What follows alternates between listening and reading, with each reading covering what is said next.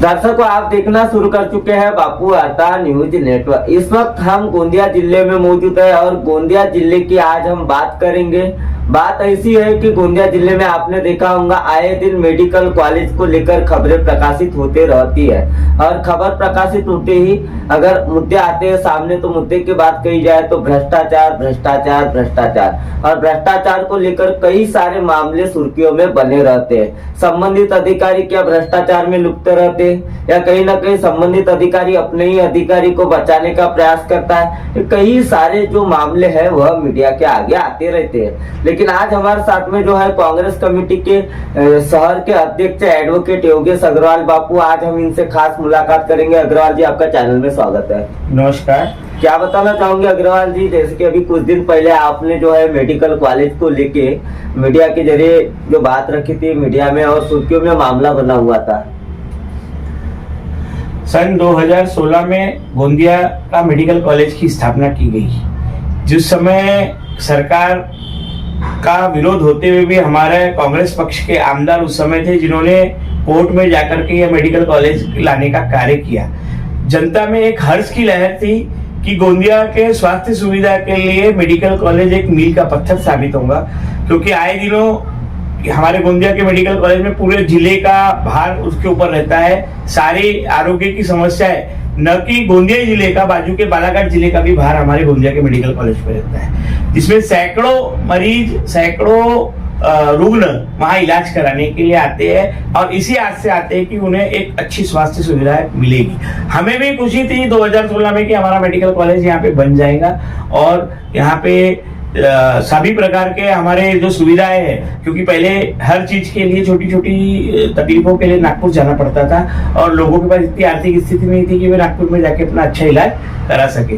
पर गोंदिया के इस मेडिकल कॉलेज को गोंदिया मेडिकल प्रशासन ने एक सफेद हाथी बना के रख दिया। इस मामले में मैंने कई बार पहले भी कई चीजें उजागर की, कई भ्रष्टाचार उजागर किए। आप देखिए, मैं आपको बताना चाहूंगा, आपके चैनल के माध्यम से दर्शकों को बताना चाहूंगा, गोंदिया की जनता को बताना चाहूंगा कि गोंदिया और चंद्रपुर का मेडिकल कॉलेज एक ही साथ मंजूर हुआ था और आप आज जाके देखिए कि चंद्रपुर का मेडिकल कॉलेज अपनी इमारत में शुरू हो चुका है और यहाँ के गोंदिया के अधिकारियों की उदासीनता के कारण, गोंदिया के लोगों के कर्मचारियों की और यहाँ के वरिष्ठ डीएमईआर के अधिकारियों की उदासीनता के कारण आज हमारे मेडिकल कॉलेज की सिर्फ बाउंड्री वॉल ही बनी है, फाउंडेशन भी खड़ा नहीं हुआ है।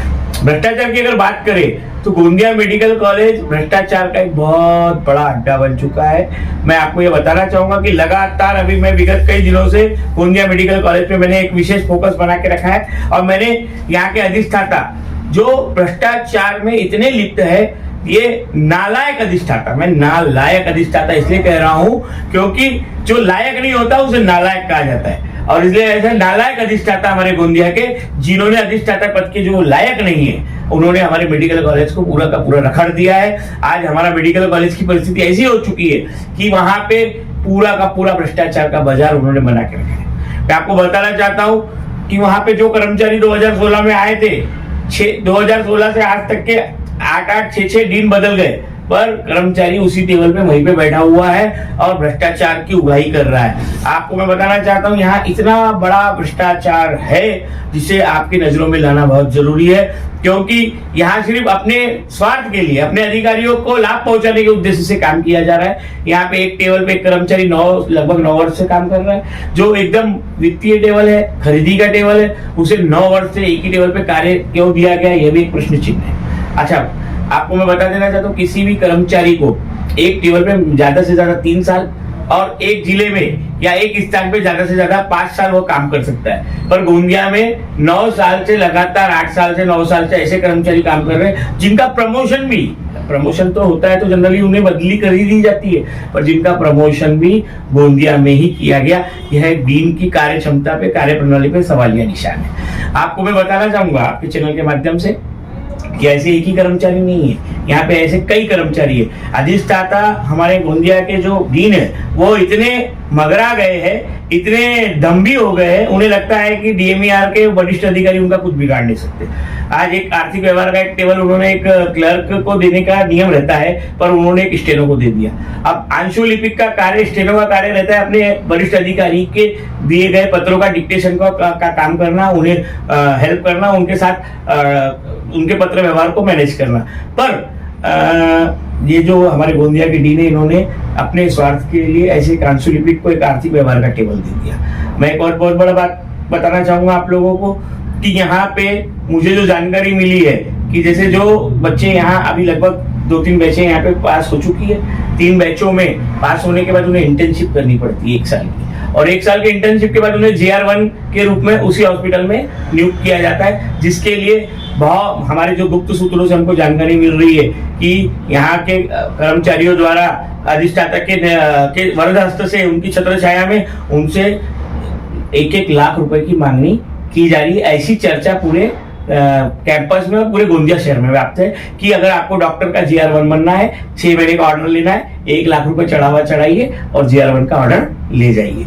आज मैं एक बहुत बड़ा खुलासा और करना चाहता हूँ कि एक मैन पावर सप्लाई के लिए कोई तो भी एक कंपनी गोंदिया में जिसे ये कार्य दिया गया था, उस कंपनी में 500 मैन पावर सप्लाई करने का काम उसको दिया गया था। बीच में हमने जब हमारे सूत्रों से जानकारी पता करी तो 500 कर्मचारी वहां, हमें समझ में नहीं आया कि 500 कर्मचारी वहां कार्य कर रहे हैं। ज्यादा से ज्यादा वहां ऐसे जो चर्चाएं हैं उसके अनुसार 200 से 300 कर्मचारी वहां कार्यरत है, पर बिल 500 कर्मचारियों का निकाला जा रहा है। कॉन्ट्रैक्ट के अनुसार, नियमानुसार किसी भी कर्मचारी अगर काम करता है तो उसे बायोमेट्रिक पगार दी जाती है, और क्या 500 कर्मचारियों की बायोमेट्रिक पेमेंट प्रेजेंट ही ली जा रही है? क्या उनका मस्टर बायोमेट्रिक भरा जा रहा है? क्या डीन की संगनमत के साथ 500 कर्मचारियों का पगार तो कहीं खाया नहीं जा रहा है? मुझे तो ये जानकारी मिली कि कई कर्मचारी यहाँ के स्थानिक जो मेडिकल कॉलेज के कर्मचारी है उनके घरों में भी उनके घर के काम करते हैं, चाहे वो अधिष्ठाता हो, चाहे वहाँ के संबंधित क्लर्क हो।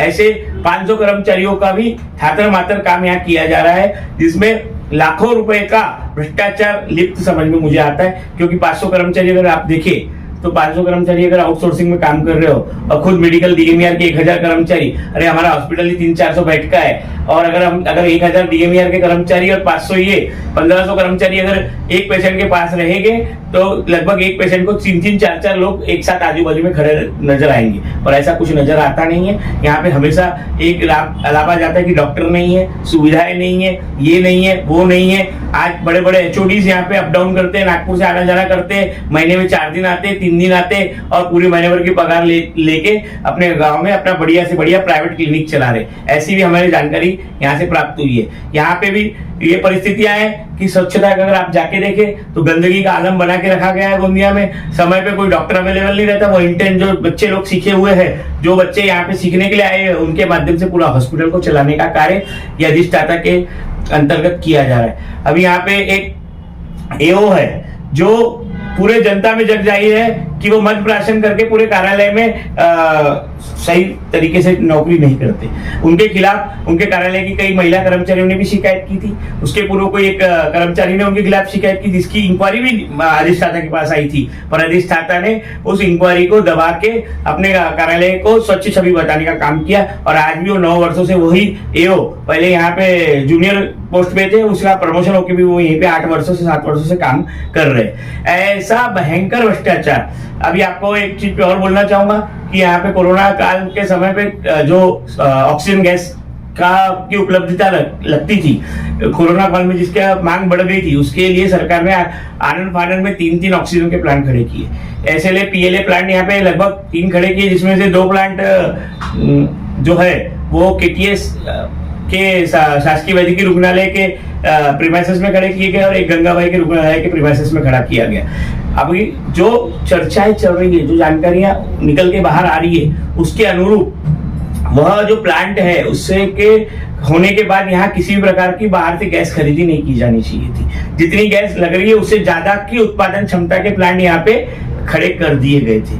उसके बावजूद भी कोरोना काल के पूर्व में जितनी गैस सप्लाई बाहर से की जाती थी उतनी ही गैस सप्लाई आज भी कोरोना काल के बाद में उन तीनों प्लांट होने के बावजूद में की जा रही है। उसका बिल निकाला जा रहा है और अधिष्ठाता का अपना आंख में पट्टी बांध करके अपना हिस्सा लेकर के चुपचाप बैठे हुए, ये भी एक बहुत बड़ा जांच का विषय है कि जनता के करोड़ों रुपए का भ्रष्टाचार वहां पे किया जा रहा है। इसको भी करना बहुत आवश्यक है और इसके लिए मेरा कहना है कि ये जो परिस्थितियां चल रही है ये परिस्थितियां बहुत ही गंभीर है और गोंदिया की जनता के लिए घातक है, क्योंकि यहाँ इलाज नहीं हो रहा।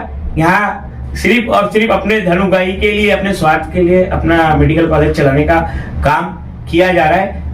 अभी एक और जानकारी आई है कि एक कर्मचारी जिसे 1.5 वर्ष पूर्व भी यहाँ से विनंती अर्ज पे ट्रांसफर कर दिया गया, पर माननीय डीन महोदय ने 1.5 साल से उस कर्मचारी को यहाँ से ट्रांसफर होने के बावजूद भी रिलीव नहीं किया और उसे ऐसे महत्वपूर्ण टेबल पे, एनआरएचएम के टेबल पे और एक बिना राज्य का राजा बना करके बैठा है। आज अगर कोई भी खरीदी करना है तो उस कर्मचारी के माध्यम से ही वो खरीदी की जाती है और उस खरीदी में किसी भी प्रकार के संबंधित विभाग के एचओडीओ की साइन न लेते हुए डायरेक्ट डीन अपने स्वयं के लाभ के लिए, स्वयं के स्वार्थ के लिए ये 3-4 अपने जो लोग की इन्होंने जो नवरत्न बनाए हुए अपने दरबार में उनके माध्यम से कार्य कर रहे हैं। ये बहुत ही विडंबनीय है कि गोंदिया का मेडिकल कॉलेज जनता के लिए नहीं, सिर्फ यहाँ के अधिष्ठाता की जेब भरने के लिए है, ऐसा लग रहा है।